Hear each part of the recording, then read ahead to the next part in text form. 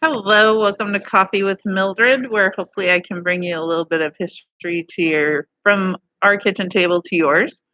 Um, I'm Maria Erickson on behalf of the Cook County Historical Society, and today we are talking again with Char Anderson, who's going to tell me all kinds of more crazy stories. So, without further ado, I'll have Robert, my lovely assistant today, move the computer over.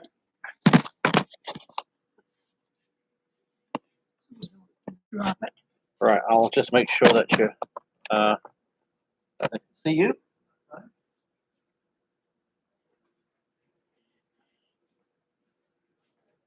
See you. Get you. Centered. Yeah, just get you. Yeah. Centered here.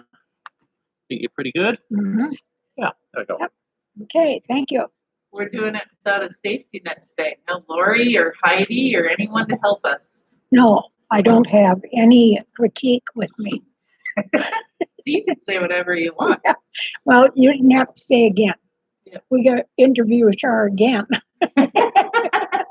This is the third time. Is that the only one in Cook County that will blather on? No, I have a few that I've done quite a few series with Good. because there's so much good information. I there. know. Of course there is. Before I carry on, I don't know. Do you remember Melanie Cubes? You worked with her. I don't know if it was. Oh, yes, Melanie. Yeah. She saw the last video and just loved it. Okay. And was so excited to see you again. And She worked for me in the jewelry store. My last, Lori and I bought the jewelry store Okay. when Karen, in her early 40s, was having her second child. And she said, I can't do it all. She already had Adam, and she knew baby was coming. And so Lori called me in Texas and said, Mom, would you be interested in running the jewelry store with me? I said, what jewelry store? Karen's. Okay. Karen Brooks. Karen. Okay. She had the jewelry store for years in town. Okay. And she had it upstairs over the Bluefin,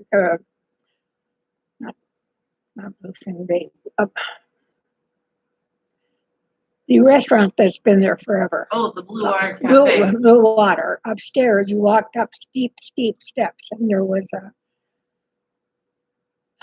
a lawyer on one side, and she had a jewelry store, and there was something on the other side. And that's where she worked, and then she rented the one where Tofty is now. Okay. Sam. Oh, where Abby Tofty? Yep. That was where our jewelry store was. Well, that was Abby Tofty's where. In that same block of. Right, but you were in what's the t-shirt shop now? The t-shirt shop was always on that side, and we had this side, and it was called the. Oh, for heaven's sakes, I didn't think I'd ever forget that. The what is that we watch this time of the year in the sky? The Northern Lights. Northern Lights jewelry. Thank you. See, Yeah. that's what Lori's for. And she's not here. She's not here. And Heidi used up her 2 hours. Yeah. So, and I asked Fred, of course. And he said, how much is he asking, etc. And I told him. He said, that's good. I'll loan you 8% interest, you and Lori. And after it was all said and done, I said to Lori, that half of that money was mine. Yeah. But Fred never missed a chance to get a little interest. Oh, okay. We had him paid off in 2 years. So that worked out fine. Yeah. And then he did all the handy dandies for us, painting and plumbing and glass breaking and so on and so forth. What year did you buy that? Do you remember? Caleb was 5. Caleb was 9.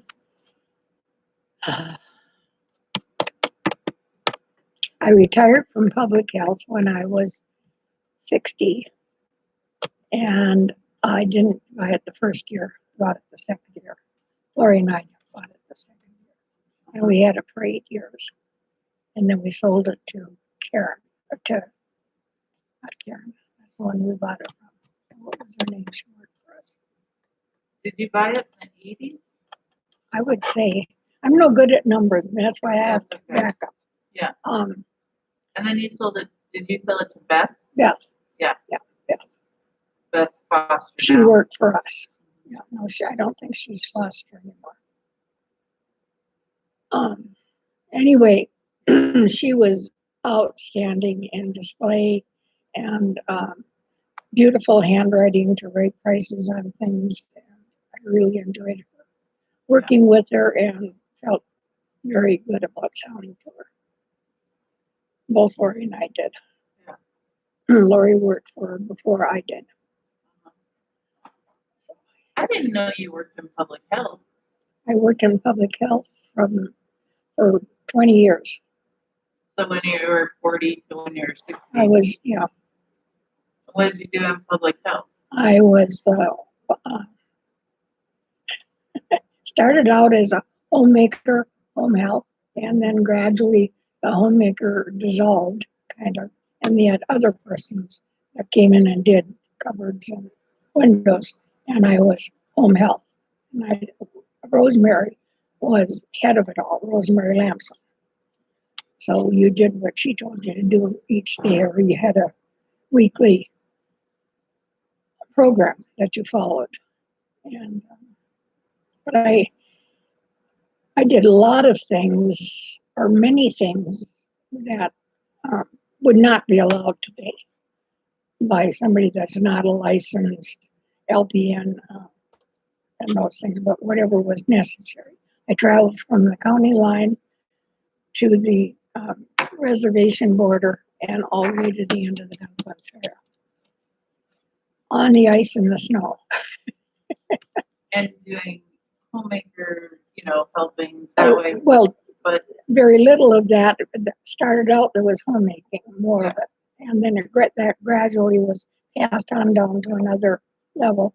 And I was, both Harriet Walsh and I worked directly under Rosemary. so taking blood pressure and Yeah, giving medicine. and baths and shampoos and dressing changes and advising them on following dietary orders, explaining why that didn't fit in, like potato chips didn't fit in on your salt free. They don't look like a lot, but they are. Right. So the sausage, which was everybody's favorite. Cheese and crackers and sausage for lunch. Well, that's a no-no. That's a load of salt. Yeah. So. Oh, I had no idea. Mm-hmm. Yeah, that was back when you could kind of work your way into these things. Right, and I'd worked for Dr. Frogner and his wife Lucy, and I'd read his books as much as I could comprehend. So I had a little background, but nothing documented. Right. Just somebody off the street. Yeah. And then it was someone fun. would show you how to do it, Rosemary or someone. Yeah, and whoever was the primary nurse. She was the exec, and then there more nurses that were required, the less of that work Harriet and I did. Then it was mainly transportation to the university, to Duluth, wherever they needed to go for whatever. So I did a lot of traveling, and I couldn't do it now. I couldn't find the University of Minnesota if I was paid $100,000. Neither could I. So I got them there, and I got them, went back home, and then I went down and got them once they'd been diagnosed as to what was needed. Yeah. And so that was interesting. And I enjoyed my work. I felt like I was, I heard family stories, and as I was doing things, family stories, and years back from many families. The Bali family was fascinating. Albert was the most intelligent elderly I've ever associated with. He spoke native tongue enough that he could get along with everybody. Years had gone by, and Mary had a little gift shop In the bottom of the Arrowhead Hotel on the corner, she had a gift shop called the Treasure Chest. Where was the Arrowhead Hotel? Well, it's still there. Just one floor of it's there. It's all, I guess there's 2 floors. Facing the highway right behind the Rose Garden, that was the Arrowhead Hotel. Oh. It's got a little shop in the corner. Yeah. And okay. the electrical shop. And that was a restaurant, a liquor store, hotel, and then it evolved down to shops on the main floor.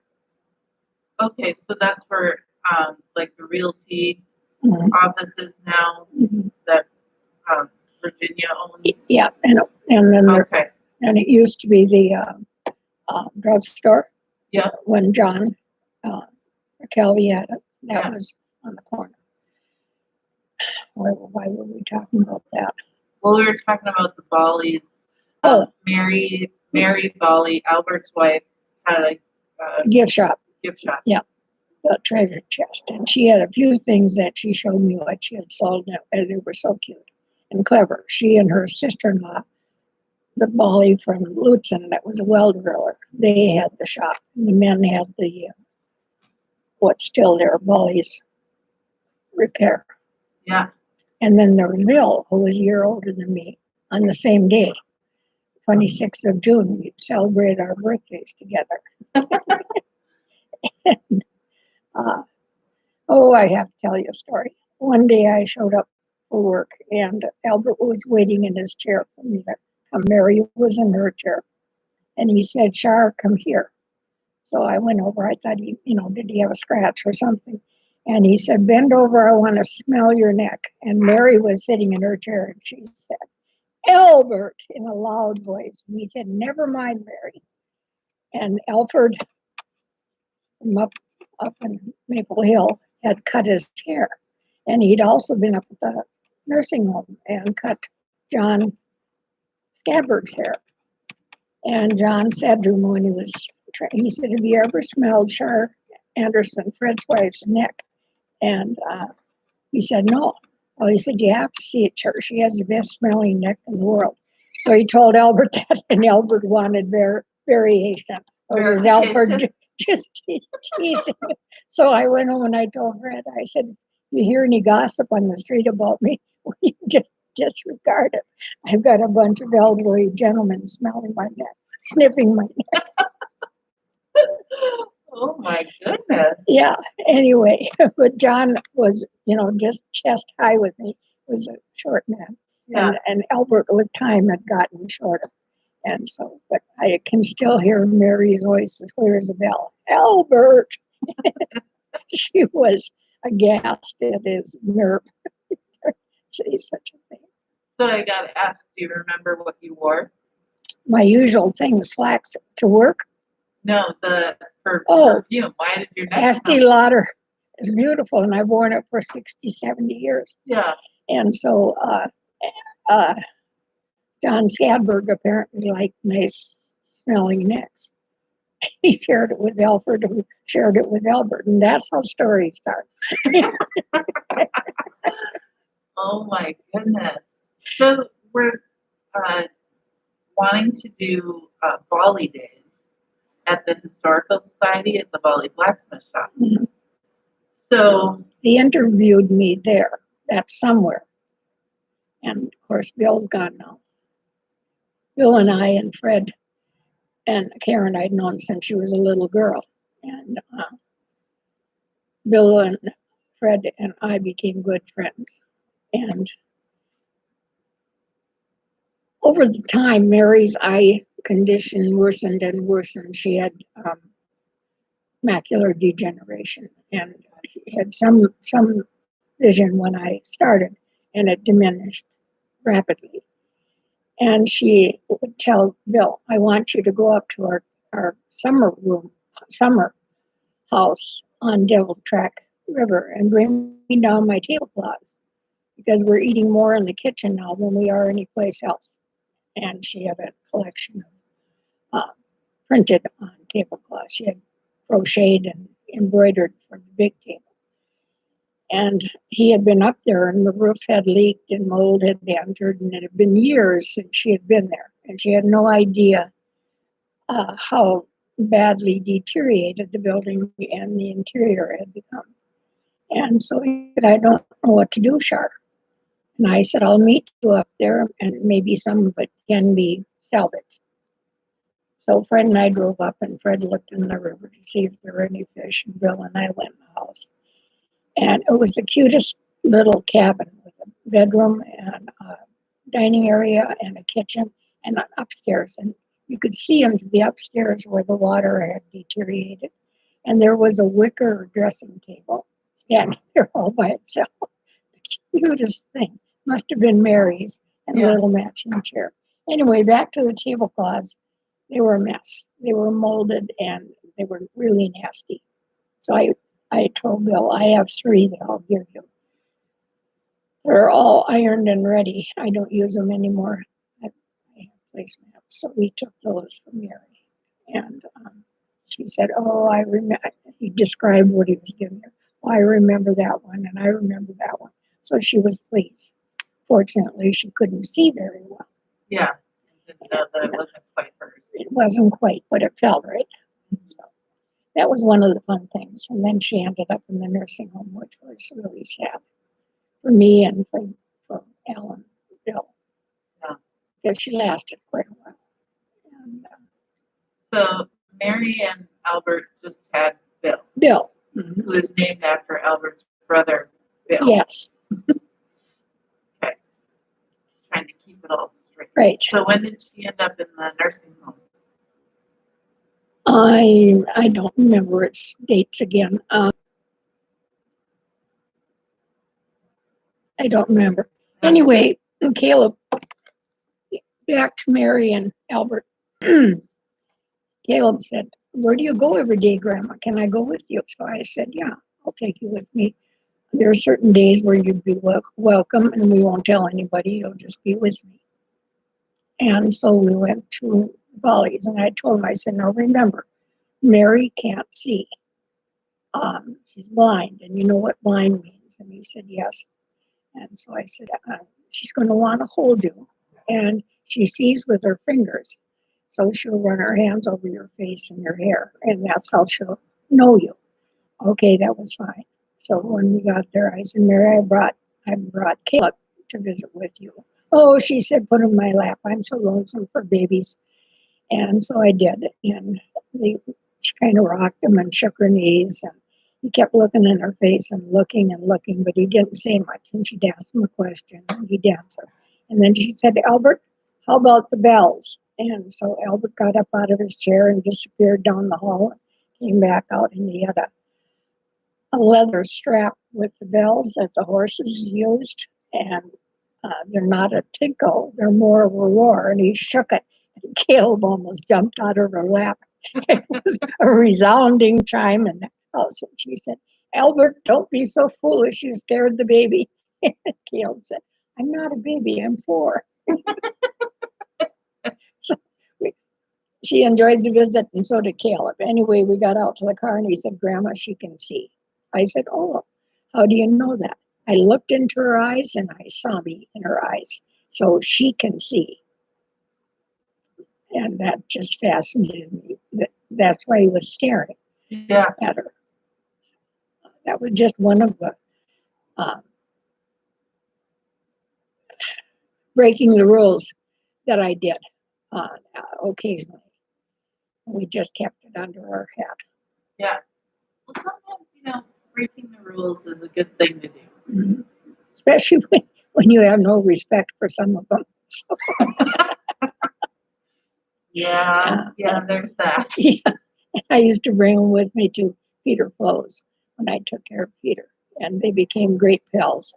And Larry Krause would give Peter a pail of pickled herring for a Christmas gift every year. And Peter would parcel them out, 2 or 3 pieces or with crackers. And so he said he liked to tease. So he said, Caleb, I got pickled herring for Christmas. Would you like to try some? Yeah, Caleb said.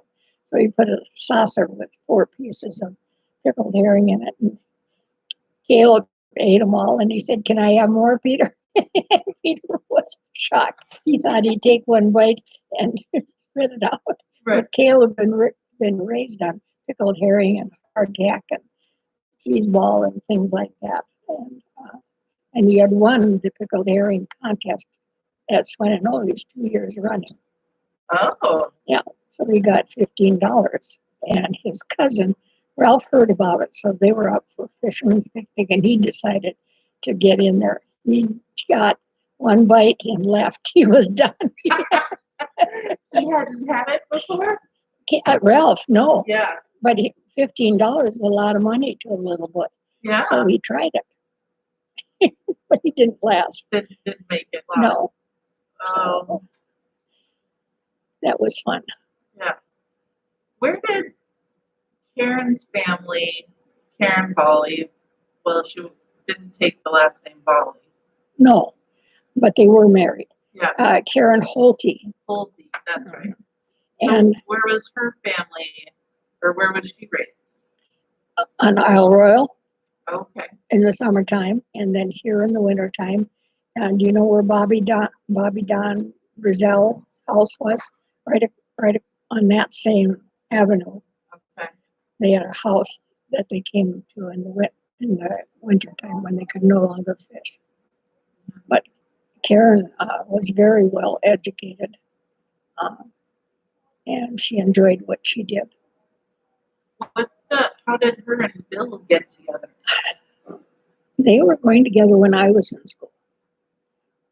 To the movies in the only show hall in town.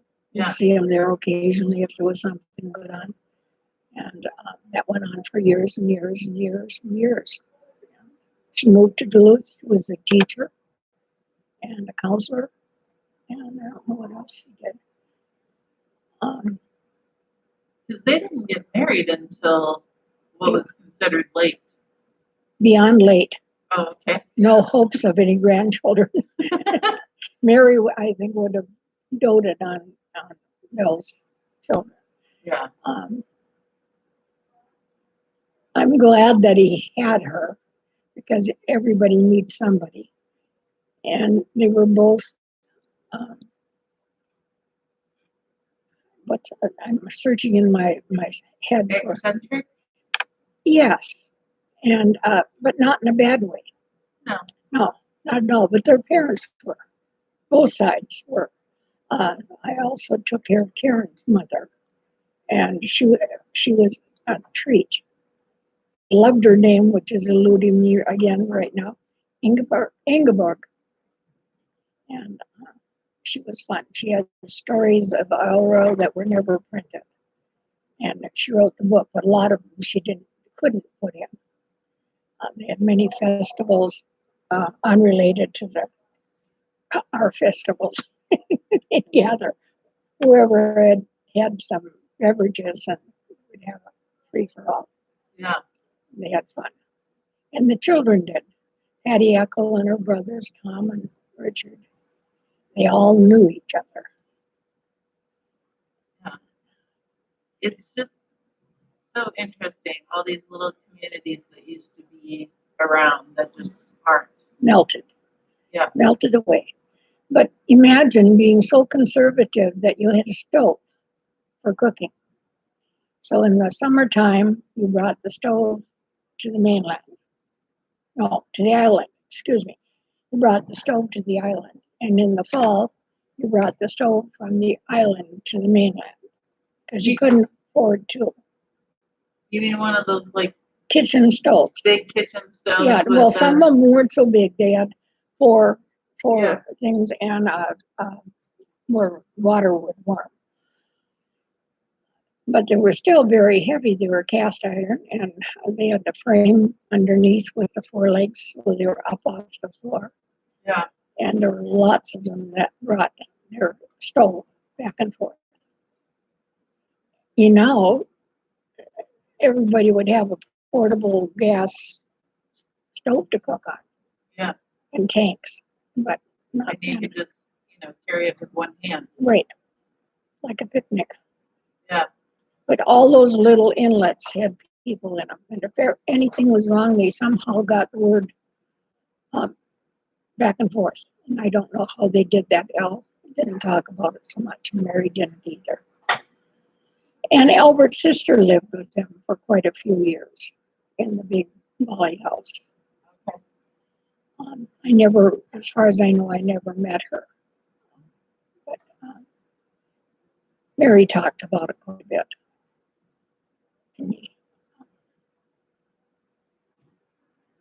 Oh, they were getting relatives or friends from Chicago. And she said, "Sure, I need help." And I said, "What do you need help with?" "I know the curtains upstairs are bad. They heated on with coal. So everything in the house had coal smoke embedded into it, the furniture and everything." And she had silver pieces out, and in her memory, they still were shiny. Well, they weren't anymore, like the jelly dish with the spoons and all those things. And she knew exactly where they were. So she said, would you wash the curtains in the guest room upstairs, which faced the lake?" And it was 2 double windows, so there were 4 curtains that were almost black. They were the darkest gray. And I took them down, took them home, and when I washed them, where the folds had been in them cracked. And I thought, oh boy, how am I going to explain that to her? I got them white, and then I found some tape down at Joynes, and I put the tape behind and hung them up. And then she sent Bill and Elle up to look at them, back and tell her, and it was fine. So they had white curtains, and they bought linens by the case. So they had fresh pillowcases and sheets. Just How different. long was she blind for?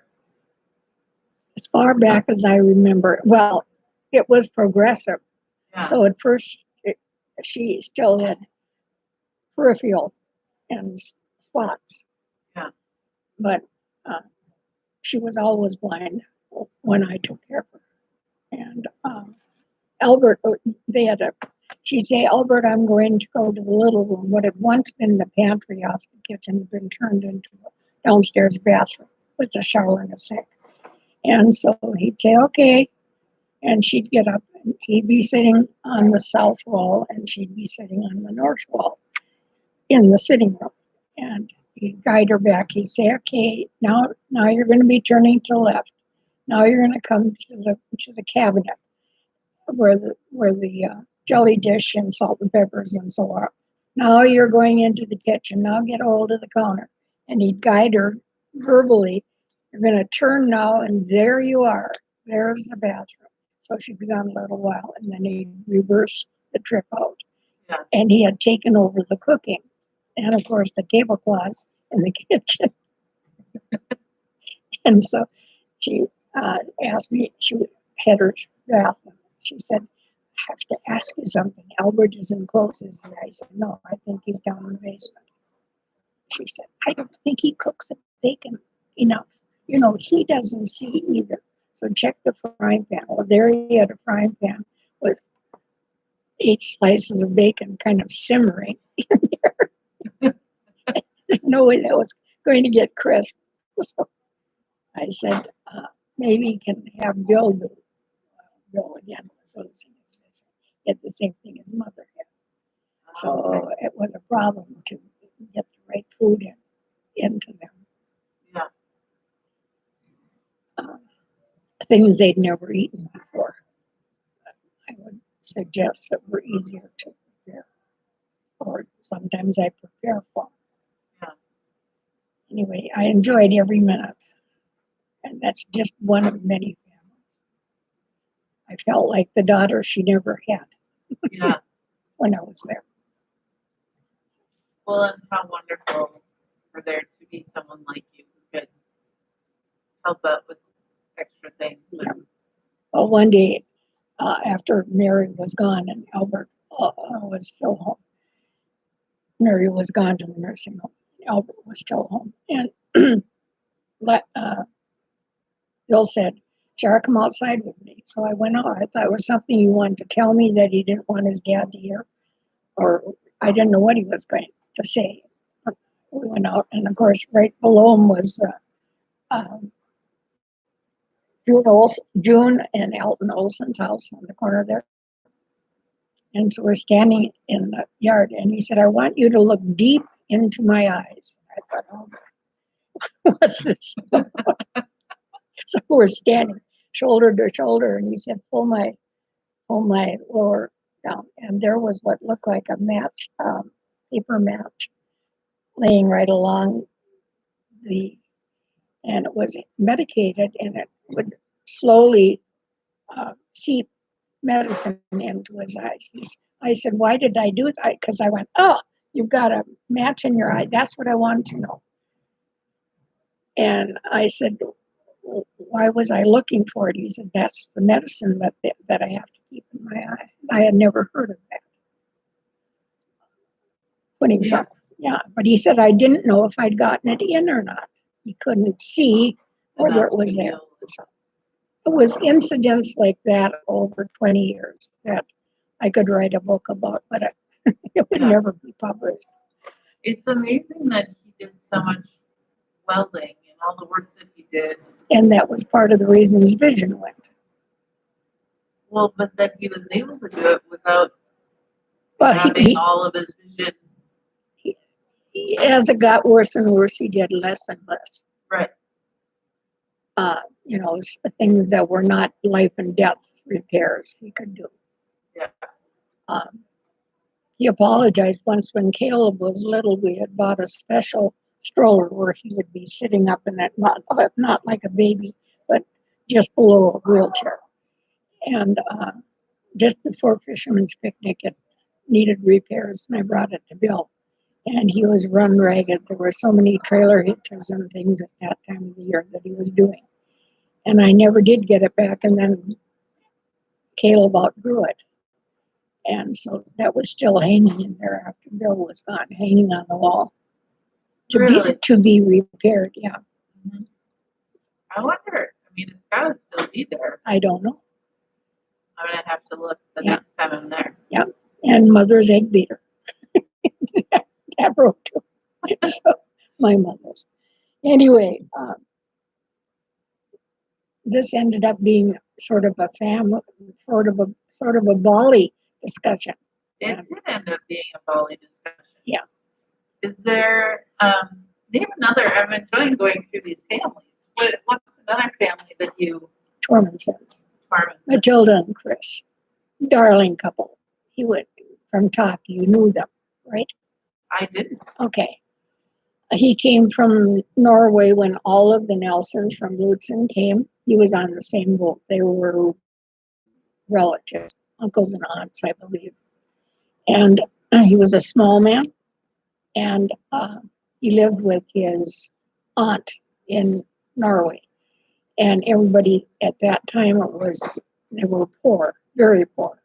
And he said sour milk and stale bread for breakfast. And he said she'd put my winter cap on, and that's why my ears are like this, bent over the top. I said, "Well, didn't you think to take it off?" No, when she put it on, I left it on. Just how she put it on. Yeah, she did put it on just right. Anyway, Matilda was, Chris was Tormenson, she was Smith, I believe. Anyway, Chris was blind again. He was a fisherman in a fish house right down on the shore, and sustained a family. I think they had 9 kids, maybe 10. Ro was my age, and Mary was younger. There was a lot of children. Anyway, she managed, and so did he. And both of them were small people. She was short and round and plump. And I came one morning, and she was banging things, so I knew something had gone awry that morning. So after I got done with him, I said, "Are you upset?" "I certainly am." I said, "What are you upset about?" I made him breakfast let's see how to go now. And because he is so sloppy with the eating, I put it in a bowl for him with a spoon. And I came back in and he put sugar and cream on it. And I said, well, what was it? She said it was eggs and bacon. Oh, oh. So he said, when you feed me like I'm a baby, you better tell me that's what you're doing. So that was one little incident where she'd gotten aggravated, gone to all the trouble of frying an egg and bacon and ruined it. And so then he knew every state song by heart and would sing it out loud to me. He not only knew the words, he knew the melodies. Yeah. So when I was in Texas with my husband, when I came back, he sang the Yellow Rose of Texas to me. When I came back, I was no longer working. Yeah. I stopped in to see them. Anyway, they moved to town into the Harborview apartments. Okay. And neither of them particularly wanted to do that, but the kids said it was just too hard to keep track of both of them. Mary getting older and Dad with the vision problem, they needed to be someplace close to people bringing groceries and many things. Anyway, I was going someplace with this and I talked myself right out. Oh, yeah.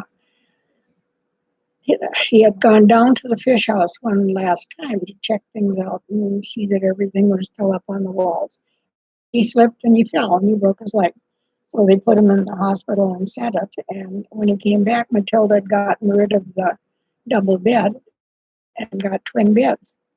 And I showed up after he'd gotten home to see how he was doing with his walking. And he said, Char, what do you think she was thinking?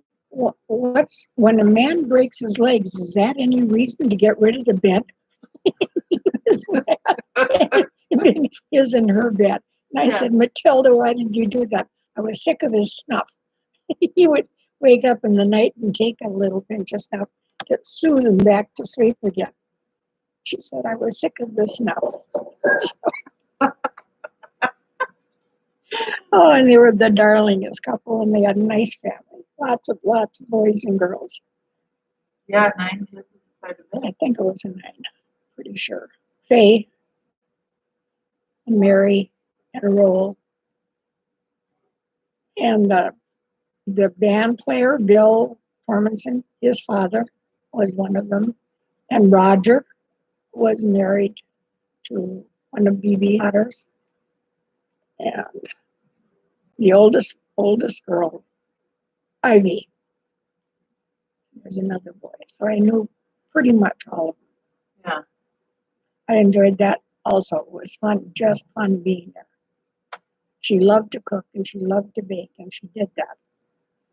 And I was still a homemaker at the time, so I'd do the floors. Oh, and one time Chris, I got him into the bathtub, and then I'd wash his back and shampoo and so on. Then I'd leave him alone. I'd come, you ready yet? Yeah. So I went in and he said, I can't get up. And I said, what do you mean you can't get up? I don't have enough strength in my arms. I lean forward to grab the bar there and I just can't get up. And I said, okay, well, I know exactly what to do. Well, that's good because I certainly don't know. So I said, Matilda, will you give me two clothespins, snap-on clothespins? Okay. So I got the clothespins and I rolled my slacks up and I pinned them and took off my shoes and stepped into the tub and put the transfer belt around them. And then I said, okay, here we go, alley-oop, and got him out of the tub and onto the stool. And he was drying them. And all of a sudden he burst out laughing. And I said, Chris, what's so funny? He said, I'm 85 years old. First time I've been in the bathtub with a woman. And Matilda came to the door. She said, what's so funny in here? So I told her, oh, you.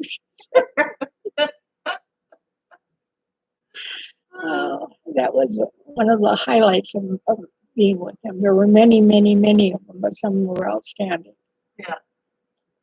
And he knew the history of my family, the Helmerson family, and told me things that nobody had ever told me that I enjoyed hearing. Yeah. And so did Al Bali. And every once in a while, Mary would say, "That's enough now, Albert." She's got to move on to other things. Yeah. So anyway, it was fun. So that was my working life pretty much. And then I moved from there to a jewelry store. After you retired for one whole year. Yeah. And I said to Fred, I'm lonesome for people. Yeah. Go for it. I'll loan you 8%. My. Yeah. What's another family that you remember taking care of? Or other people? Oh, Margaret Nolan and her husband. He had some horrible disorder where he couldn't move anything except his head. Okay. And she took care of him day in and day out, night in and night out. She took care of him like a baby. His mind was as clear as a bell. They had a resort up the Gunflint Trail, and she would have to lift his feet into the car when they would go to town. And then she realized that that wasn't safe anymore. So they bought a house just down from Peter Flo's, below the Norman Coffey's house, and took care of him there. And I went in 3 times a week to help with his personal care, and just needed backup. And she could handle it well herself, everything. Turned him every 2 hours, and it was amazing how she took care of him.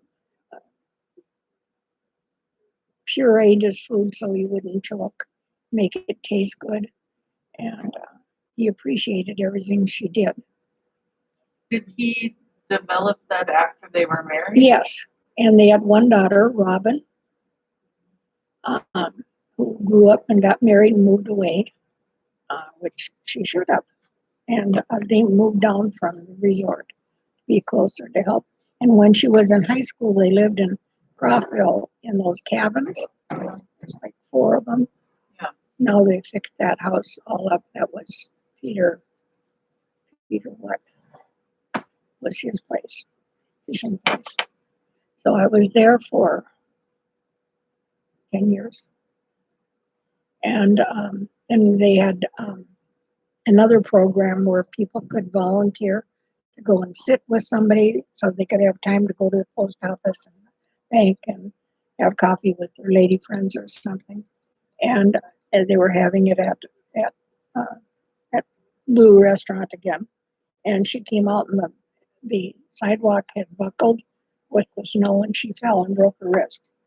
Well, that's a catastrophe when you're taking care of an invalid.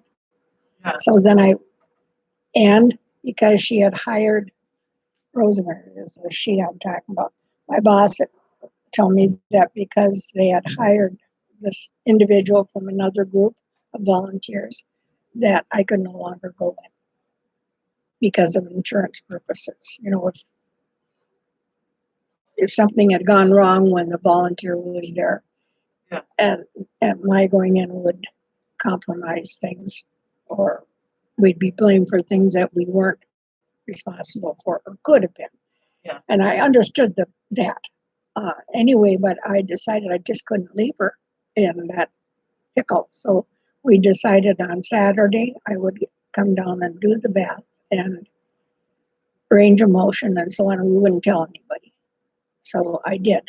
And I was no longer employed on Saturdays unless somebody needed 5-day a week or 7-day a week care. Yeah. So Margaret and I got along just fine. So many stories of people taking care of each other in Yes. the community. Oh, she was fantastic. Yeah. And she made the best molasses cookies. And I brought Caleb with me one Saturday. He and her and the cat sat in the living room and visited. And she served him some of those cookies. And he said, Margaret, these are ambrosia. And she was just astounded that a little child like that knew the word and used it in an appropriate way. And so, and when we were getting ready to go, he said, my grandpa likes those cookies too, you know.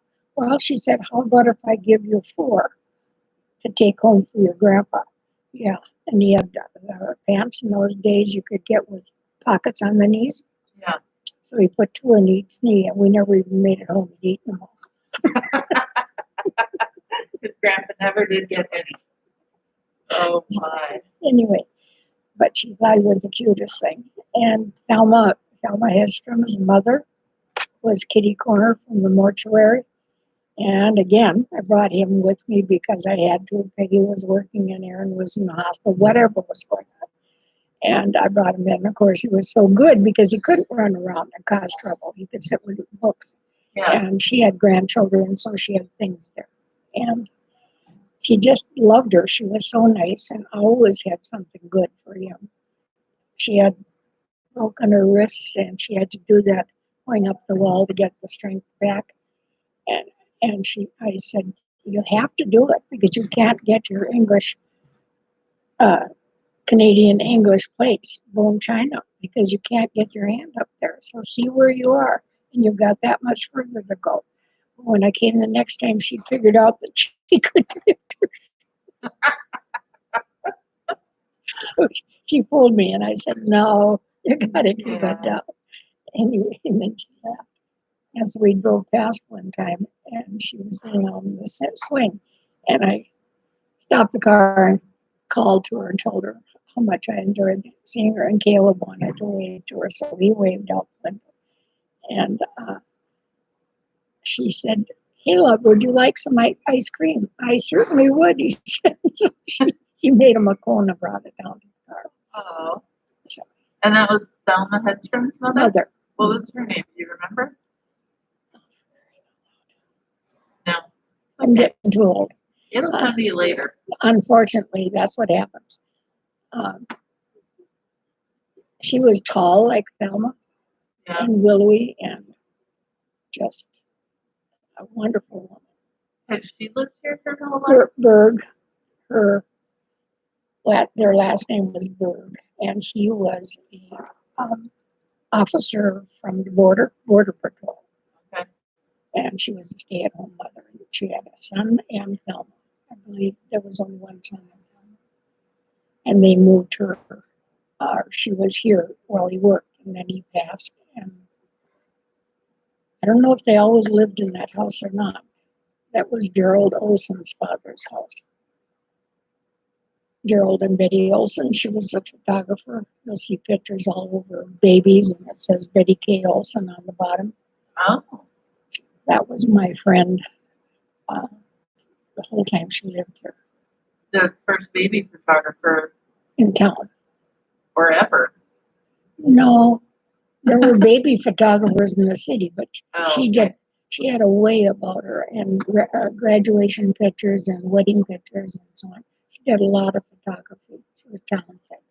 Huh. And he moved to Invergrove Heights, and for his business, he was an insurance agent.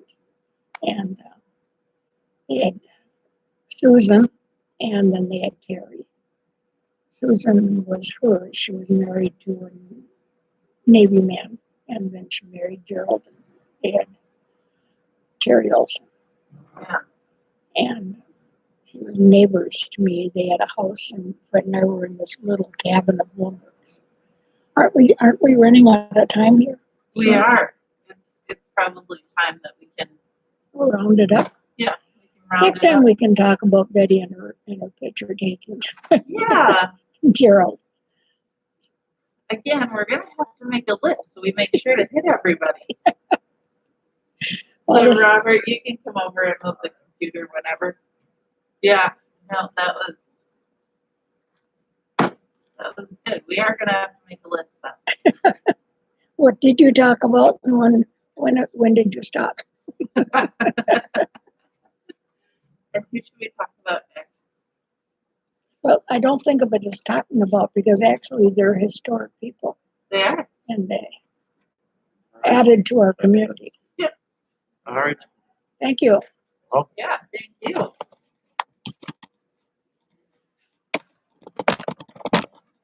Thanks everyone for watching. Again, this is Maria Erickson with Char Anderson, who has got to be one of my favorite people and always looks stunning. So we will see you again. If you like this, hit the subscribe and like button so you can be notified of any other new videos, and we'll see you soon. Thank you.